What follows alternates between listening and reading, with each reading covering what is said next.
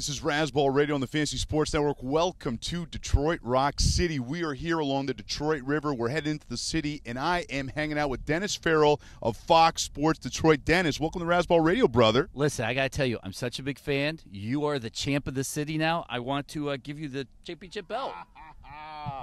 I like that. That's wicked, man. Where'd you get that? I tell you what, the fine guys here at FantasyJocks.com sent it to me, and I figured, you know what, someone deserving should take it. The big giant of fantasy sports. Boom. Can you tell my wife that? Seriously, tell my wife that, okay, Dennis? Big giant of fantasy sports? Yeah, you hear him? The giant. Well, you know me, Gene. When you got the belt, he's got the belt. That's what you do. That's awesome, Dennis. Thanks for coming out with us today. We're going to talk some Detroit Lions. Let's kick off right away from a fantasy perspective. We'll go through all the positions. You might not get this back. Hope you didn't want it back. Let's start off with quarterback, of course, Matthew Stafford. Now, you know what? It's interesting because I keep thinking there's always a chance that Detroit has the opportunity to be the number one fantasy offense in football. I've done it for a couple of years. Good year 2 years ago for Stafford. I don't even remember, man. I've been on the road for like 26 days. When was Stafford good? Oh, gosh almighty. He was good last year, except for the interceptions. By the way, how's the trip going? Oh, brother. Let me tell you. Actually, I'm going to put this down because it's a bit heavy. The trip is going real good. I'm not going to lie. I'm starting to get ground down a little bit. But, look, energy's still up. We're excited to be here in Detroit. I mean, you know, look, I lived in Toronto for 20 years, so I used to come to Detroit, Cleveland, Buffalo a lot. So the last couple of days has been right in my wheelhouse. And you know what, too, man? And I got to tell you, it's for real. And, you know, Smokey was going to come on with us in a little bit. We've been talking about this a lot.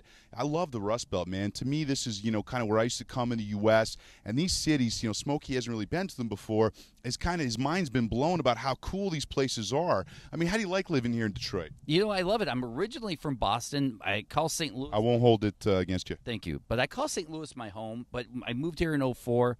And I love it. I moved here when everybody was moving away, and I think it's amazing. It's my new home. My wife is from here. I love this place. It's amazing. Okay, you're not a Red Wings fan, though, are you? No, go Bruins. Oh, man, come on. You're off the show. Cut. Let's just end this segment right now. All right, back to the line. So Matthew Stafford, he's a guy right now going about the fifth quarterback off the board. I like him a lot. Obviously, there's a lot of upside in that offense this year. We'll get to some of the other positions and break down in more detail. But how do you see Stafford's season going this year? I wouldn't be shocked if he finished the third best fantasy quarterback this season. If you look at it, Aaron Rodgers has come back off an injury, and that offense is a little bit more changed with Eddie Lacy coming back into the picture. They may be a little bit more running game. Matthew Stafford has the passing yards every year to be a top 5, top 3 fantasy quarterback. It's the touchdowns are not there. Now they add Golden Tate. They have Ogletree, who had 10 touchdowns a couple years ago in Dallas. Why can't this offense be good? They drafted the young kid Ebron, who's been compared to Jimmy Graham. I think this is the year he's a top 3, top 4 fantasy quarterback. Okay, what are the odds that he actually – because I think Peyton's going to regress a bit. Breeze is always awesome, but what are the odds, you know, on a scale of 1 to 10, that Matthew Stafford is actually the number 1 quarterback in fantasy football this year? The odds of me beating you in, like, leapfrog or something. Look, I love him a lot, but they're – Peyton Manning and Breeze are in a world of their own, and then there's everybody else. And I think Stafford and Luck are the best of everybody else. All right, fair enough. Let's talk running backs now. So obviously Reggie Bush had a couple nice seasons since he came here to Detroit.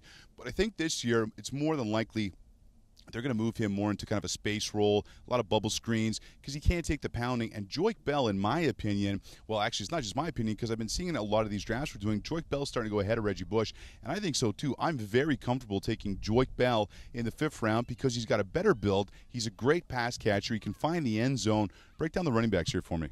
I wouldn't be shocked if Joique Bell ended the season with more all-purpose touches than Reggie Bush. And don't forget, they still have the Theo Riddick kid who they like a lot. And they also have Mikel Lesher, who, for some reason, they haven't released in the last 3 years. I like Bush, but I like Bell better based on value. Okay, so where are you comfortable taking Reggie Bush this year? Let someone else have him. Okay, but It's the fumbles. Let's be honest. He has a Stephen Ridley fumble problem. Now they're a little bit more, I guess, accepting to it here in Detroit about it. But last season, you saw a bit of frustration with him losing the ball, and I wouldn't be shocked if he might find himself losing playing time because of it. He's going to, absolutely. Okay, so how early are you comfortable taking Joique Bell? 6th round.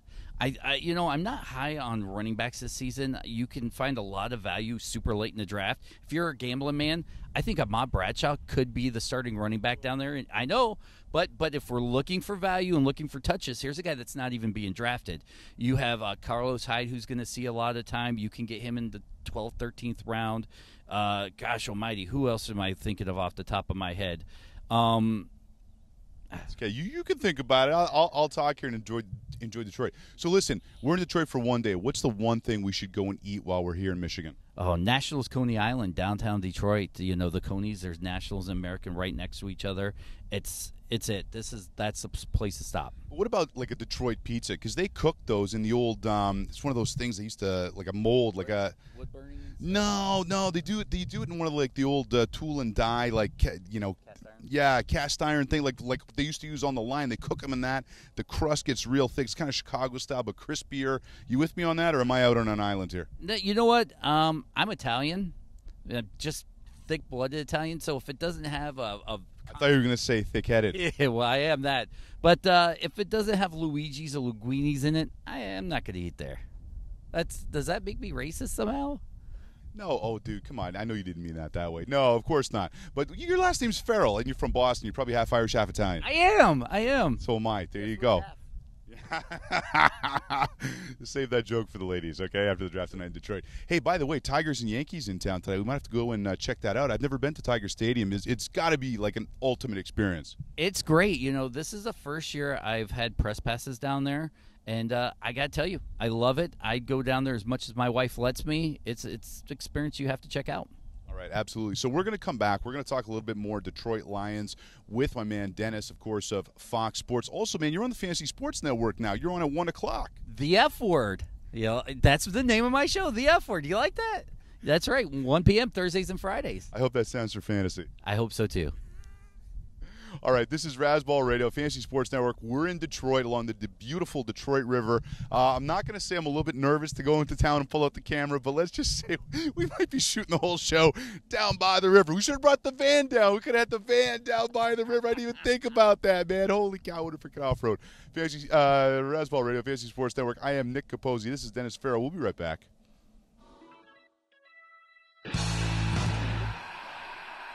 I was never one for traditional dating, which is why I like to meet guys on ArrangementFinders.com. Arrangement Finders puts a twist on dating that works so well, they guarantee you'll find a girl. That's right, guarantee. Sounds too good to be true? Check out these girls on ArrangementFinders.com who are looking to date. She's hot. She's hot. Okay, her, not so much. Anyway, it's free to join. Go to Arrangement Finders and meet girls like me who know what you really want.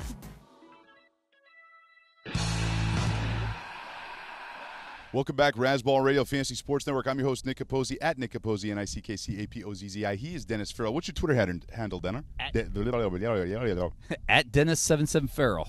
Yeah, 77. That better not stand for like Paul Coffey or something. No, you know what? The original guy who has Dennis Ferrell is a toolbox. A complete tool. If you're listening, I want my Twitter handle. Give it to me. I don't know anything about that. Okay. I don't want to get you know what's going to happen? We get like Dennis Ferrells from all over the U.S. like tweeting at me, spamming me, giving me a hard time. Come together, all the Ferrells across the nation. All right, so we've been talking Detroit Lions. We're going to continue doing that now. We will get to the wide receivers, but that's kind of the premier position here, obviously, with Calvin Johnson. So let's talk about the tight ends first. You got Eric Ebron here. You got Pettigrew here. Ebron has a lot of upside, but there's been a lot of talk in camp that he's not picking it up, dropping the ball a lot, which was a problem he also had in university. How do you think is he going to get a shake this year, or is it going to be Pettigrew because he's a much better blocker? You know what? From everything I've been reading and seeing, Pettigrew is just going to be the blocking back now. He just has hands of stone. He dropped more touchdowns than he had thrown to him for some reason. Do the math there. Joseph Oria, he's a red zone target mainly. If you're looking in a touchdown-only leagues, go draft this guy. I think he had 17 catches. 6 or 7 of them were touchdowns last season. I like him a lot. But Ebron is still going to be that piece they want to work in. They have had bad luck with rookies throughout the years. They want this guy to stick. They got their man. This is the guy they want. I'm drafting him late. Every here, people are onto him, but everywhere across the nation, Eric Ebron may be your number 2 tight end that could sneak into your flex spot at the end of the season. Okay, that's interesting. So let's talk, obviously, wide receivers at the top. Calvin Johnson, he's been the number one wide receiver. Seems like forever. Let me ask you this first. Is there any chance someone can unseat him as the number one wide receiver? Well, last season he finished as the number 3 wide receiver behind Josh Gordon and Demaryius Thomas. Now, I think this year he has more pieces around him, maybe less double-teamed. I think he finishes number 2. I still think it's going to be the Demaryius Thomas show. Do you not think there's going to be a regression in Denver, though? I don't know. When has there been a regression with Peyton?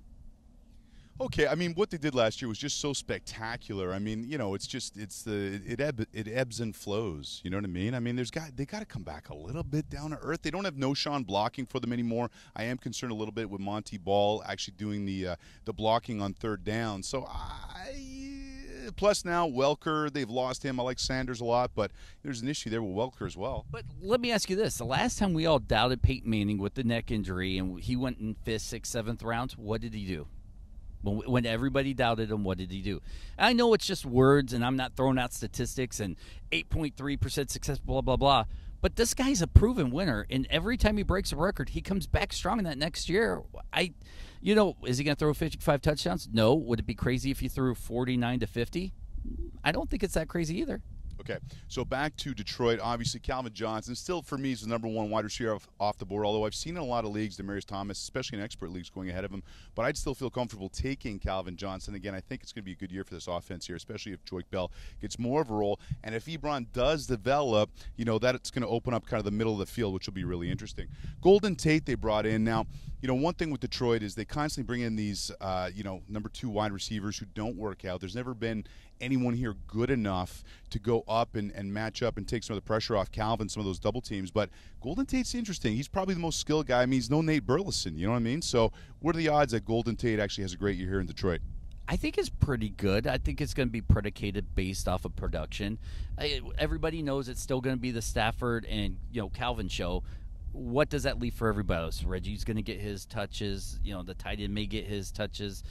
Bell's going to get his touches. I think you'll see a slight step back in receptions for Tate. But Tate's one of those guys that could have 50, 60 receptions, 800 yards, and 7 touchdowns at the end of the season. It's not that far-fetched in this offense. Yeah, no, you're absolutely right. Okay, who else is in the mix here in terms of wide receivers? If someone went down, is there anyone here who can step up? I got one guy for you, and keep your eye out. He is Ryan Broyles. Remember, they drafted him high a couple years ago. He's looking pretty good after a couple knee surgeries. He's going to play the slot this year. They say he's looking good. He's got that step that they all drafted him for. Keep an eye on Ryan Broyles. He could be the big sleeper, maybe that PPR monster if the underneath the Wes Welker guy.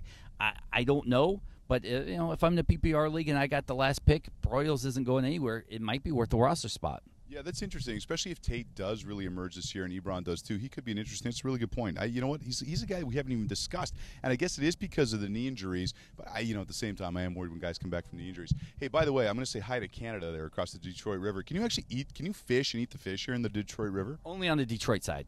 Yeah. And is it Detroit or is it Detroit? The French call it Detroit. So, yeah, hey, I know that because the guy I work with, he was a stripper and his name was Mr. Detroit. That's the only reason why I know that. I'm cultured, everybody. We actually had a guy in Dallas, this old Vietnam vet, who used to be a stripper. He's like, I'll come and give you a show on your show if you want. Man, I know, man. It has been a wild and crazy adventure. At least, thank God, I got Smokey now. I got someone who can help out with the driving. Plus, he's really handsome, So, he smells like Pearl Jam. Yeah, he smells like Pearl Jam, but he draws the women out. So because usually at these fantasy football things, it's all these dudes. Although we've had quite a few girls out, but Smokey gets in there, he draws the women. It's been fantastic. I was drawn to him, and I'm not even gay. And hey, listen, if you're gay, that's awesome. You should be proud of that. Okay, so we are going to wrap up right now talking about the Detroit Lions. Any late sleepers you like at any position? I mean, you gave us a good one with Broyles. Give me some perspective here. Anyone else that you like late? Ahmad Bradshaw, like I said, I know we all hate him. It's not that we hate him. It's the injury history.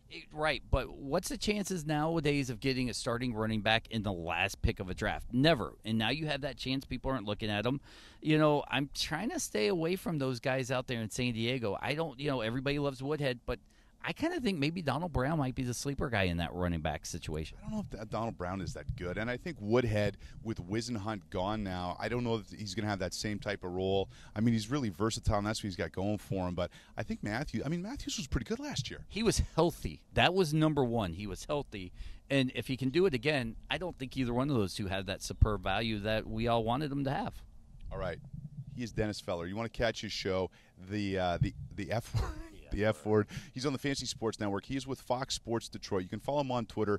Say it again because I don't want to get in trouble with the Dennis Ferrells of the world. At Dennis77 Ferrell. And hey, guys, thank this guy for doing the Lord's work. 32 cities, 32 days, 32 drafts. Dude, that's crazy. The Lord's work? He's What? I'm doing Scott Engel's work? He's a fantasy guy. Did you know the Lord plays fantasy football? You're doing his work. Hey, thank him. Follow him on Twitter. 32 cities, 32 days. He could come to your town next year. If I survive. Razzball Radio Fantasy Sports Network. We'll be back with the news with Smokey right after this. I was never one for traditional dating, which is why I like to meet guys on ArrangementFinders.com. Arrangement Finders puts a twist on dating that works so well, they guarantee you'll find a girl. That's right, guarantee. Sounds too good to be true? Check out these girls on ArrangementFinders.com who are looking to date. She's hot. She's hot. Okay, her, not so much. Anyway, it's free to join. Go to Arrangement Finders and meet girls like me who know what you really want.